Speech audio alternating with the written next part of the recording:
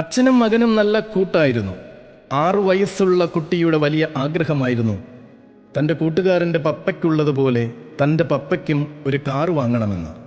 അതവൻ അച്ഛനോട് എന്നും പറയാറുണ്ടായിരുന്നു. കുറേ നാളുകൾക്ക് ശേഷം അച്ഛൻ കാർ വാങ്ങി. ആ സന്തോഷത്തിൽ ഒരു ദിവസം അവനെയും കൂട്ടി അച്ഛൻ കാറിൽ പാർക്കിലൊക്കെ ഒന്ന് കറങ്ങാൻ പോയി.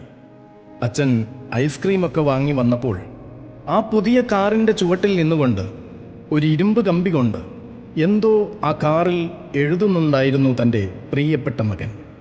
ഇത് കണ്ട അച്ഛന് ദേഷ്യം അടക്കാനായില്ല. ഓടി വന്ന് അവൻ്റെ കയ്യിലുള്ള ആ ഇരുമ്പ് വടി പിടിച്ചു വാങ്ങി അതുകൊണ്ടവനെ ഒരുപാട് തല്ലി. വീണ്ടും വീണ്ടും തല്ലി. ദേഷ്യം തീരും വരെയും തല്ലി. അച്ഛൻ്റെ ദേഷ്യമൊക്കെ കുറച്ചു കഴിഞ്ഞപ്പോൾ മാറി. പക്ഷേ എന്നിട്ടും ആ കുട്ടി കരച്ചിൽ നിർത്തുന്നുണ്ടായില്ല. അച്ഛൻ അവനെ ഒന്ന് സൂക്ഷിച്ചു നോക്കി. അവൻ്റെ കൈ നന്നായി വിറയ്ക്കുന്നുണ്ടായിരുന്നു. അച്ഛൻ അവനെയും കൂട്ടി ഹോസ്പിറ്റലിൽ പോയി. പരിശോധനയ്ക്ക് ശേഷം ഡോക്ടർ പറഞ്ഞു, അതിൽ ഒരു വിരലിൻ്റെ സ്വാധീനം നഷ്ടപ്പെട്ടിരിക്കുകയാണ്. അച്ഛൻ്റെ സങ്കടത്തിൻ്റെ ആഴം എത്രയായിരിക്കുമെന്ന് നമുക്ക് ചിന്തിച്ചു നോക്കിയാൽ മനസ്സിലാകും, അല്ലേ? അച്ഛൻ സങ്കടം സഹിക്കാവയ്യാതെ ആ കാറിൻ്റെ അടുത്ത് വന്ന് നിന്ന് കരയുകയാണ്. അപ്പോഴാണ് അച്ഛൻ കാറിലേക്ക് ശ്രദ്ധിക്കുന്നത്. കാറിൽ അവൻ എന്തായിരിക്കും എഴുതിയിരിക്കുന്നത്?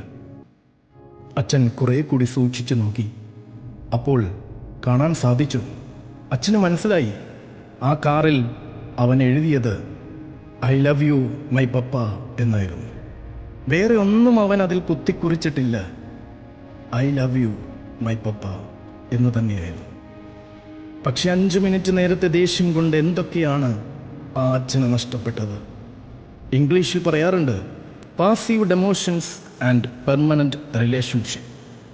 നമ്മുടെ ഇമോഷൻസ് ഉണ്ടല്ലോ, ദേഷ്യം, വെറുപ്പ്, ഇത്തരം കാര്യങ്ങൾ, അതിനൊക്കെ കുറച്ച് നേരത്തെ ആയുസ്സേ ഉണ്ടാകൂ.